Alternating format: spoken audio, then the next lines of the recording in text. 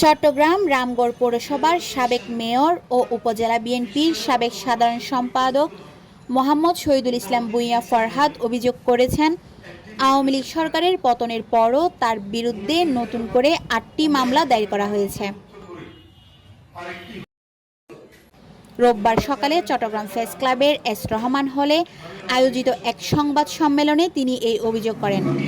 ফরহাদ বলেন, স্বৈরাচারী শেখ হাসিনার আমলে বিএনপির নেতা হওয়ার কারণে তিনি ৩০টির বেশি মিথ্যা মামলার আসামি হয়েছিলেন। সরকারের পতনের পরও এই ষড়যন্ত্র চলছে। তিনি অভিযোগ করেন, ২০১৮ সালের একাদশ জাতীয় সংসদ নির্বাচনে খাগড়াছড়ি আসনে বিএনপির প্রার্থী হিসেবে প্রতিদ্বন্দ্বিতা করার পর থেকে জেলা বিএনপির সভাপতি ওয়াদুদ ভূঁইয়ার সঙ্গে তার বিরোধ তৈরি হয়। ওয়াদুদ ভূঁইয়ার প্রভাবে স্থানীয় আওয়ামী লীগ নেতাদের মাধ্যমে তার বিরুদ্ধে একাধিক মিথ্যা মামলা দেওয়া হয়েছে বলে দাবি করেন। ২০২৩ সালের মে মাসে একটি মামলা দায়ের করি। উক্ত মামলার তথ্যপাত্র রাষ্ট্রের একটি বিশেষ গোয়েন্দা সংস্থা তৎকালীন সময়ের কর্মকর্তাদের মাধ্যমে ব্যক্তিগত মামলা সরকারি বাহিনী দিয়ে আমাকে গ্রেফতার করানোর জন্য জোর চেষ্টা চালায়। Desk news, channel city.